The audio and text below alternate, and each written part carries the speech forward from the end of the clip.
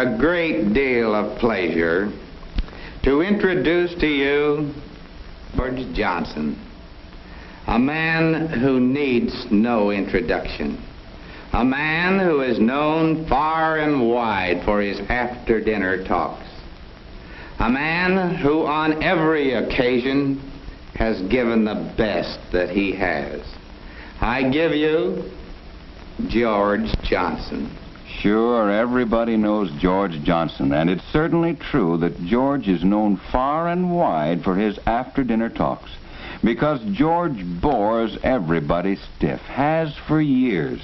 He's usually referred to as Old Stone Face, and is asked to speak only because he's willing and available.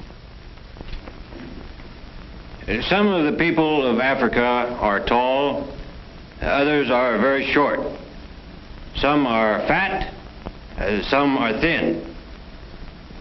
You might say that Africa is a mixture of people of different sizes and shapes. George's audience wish they were somewhere else. Some of them small. This guy's terrible. Let's get out of here. Sometimes these I can't. He's my cousin. very fierce.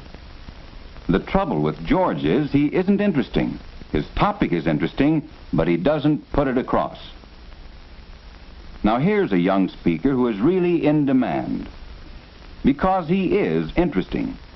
As he talks, he paints a picture with words and with gestures.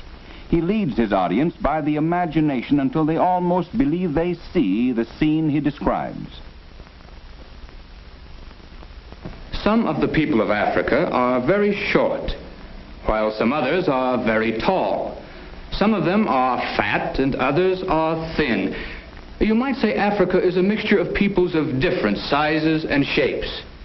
Recognize the speech? Yes, the words are the same as George Johnson's, but what a difference. John is good. The difference between John and George is not in what they say, but in how they say it. John is animated. He looks alive. George is just talking. George keeps his body rigid and motionless. It lacks any expression whatsoever. And when the body is tied up, the mind too is hampered, for freedom of the body helps in freeing the mind. A good speaker lets his mind and body work together to produce the desired results on his audience. For your audience must be impressed, or you're wasting your breath. If you're to impress them, you must interest them. Motion attracts the attention and keeps interest. Ever see people look into a store window? Notice what stops them? Usually it's something that moves. Yes, motion attracts your attention, and if it's interesting enough, it will keep your attention. It was a dark and stormy day. A good speaker holds your attention partly by what he says and partly by the way he looks when he says it. I clutched the large wooden wheel in my hand and gazed out over the bow. And the bow would go up.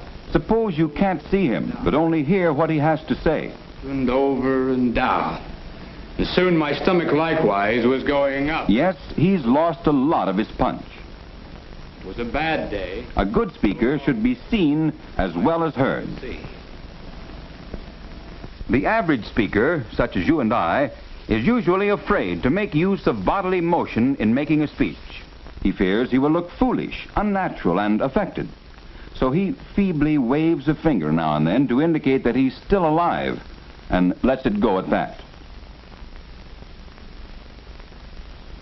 But watch that same speaker in a telephone conversation with someone he can't even see. By his expression and his gestures, he expresses mild surprise,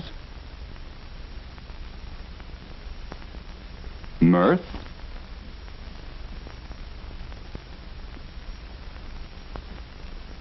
anxiety,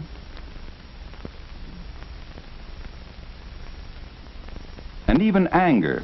His mind and his body are working together because he's being natural, since he knows nobody's watching him.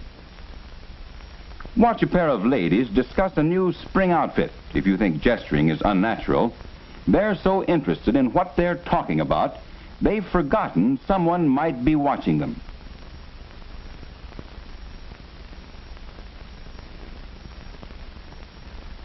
Their minds and bodies are... Oops, sorry, ladies. The odd thing is that even speakers like George usually unbend and speak normally in familiar surroundings. When George gets home from his speech, he's really forceful in telling his wife how well he thinks he spoke and how well he was received by his large audience. The trick in using gestures is, of course, in using them correctly. Gestures generally fall in two main classes: the gesture used for description and the gesture used for emphasis. The descriptive gesture is just what the name implies. It helps the speaker lead his audience into the scene he describes by creating an imaginary picture. On that early October morning, the air was clear and brisk, and you could smell the bacon frying over an open fire. And above us loomed the majestic Rockies, being awakened by the warm, gentle fingers of morning sun. And we stood there, the two of us, side by side, and didn't speak. But be careful in your use of the descriptive gesture. Be careful that you don't lead attention away from yourself. Your audience will usually follow your direction, and if you lead them off into the distance by looking in that direction, you may have trouble getting their interest back to you. Keep your eyes on the audience. One of the greatest uses of the gesture is for emphasis, when what you have to say is important, and you want to make it seem that way. Even if we had paid only $5 for it, instead of $500,000, we'd have been cheated. $500,000 for a plant that was practically bankrupt. No, gentlemen, there can be no justice until there is fair play for all parties concerned. Speaking with gestures is speaking naturally, speaking the way you speak on the telephone to someone you know. Using motions to help your audience visualize what you're talking about, the way you do when you describe your new clothes. Yes, speaking with gestures is speaking naturally, the way you speak in the privacy of your own home, with your own family. Use gestures to help free your body and your mind, so that what you say will sound and look real and sincere. Use motion to attract and hold the attention of your audience.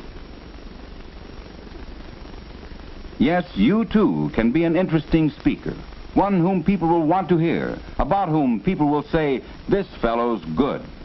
Then to you will come the satisfaction of knowing you are a good speaker. Having seen this motion picture, many of you in this audience will realize it was made especially for your benefit, to help you in your speech. Yes, this picture was aimed directly at you.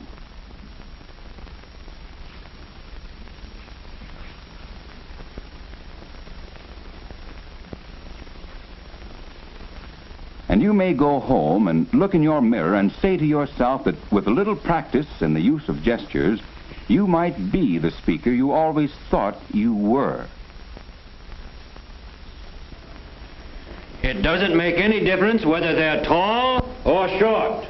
They come all sizes in Africa. I thank you.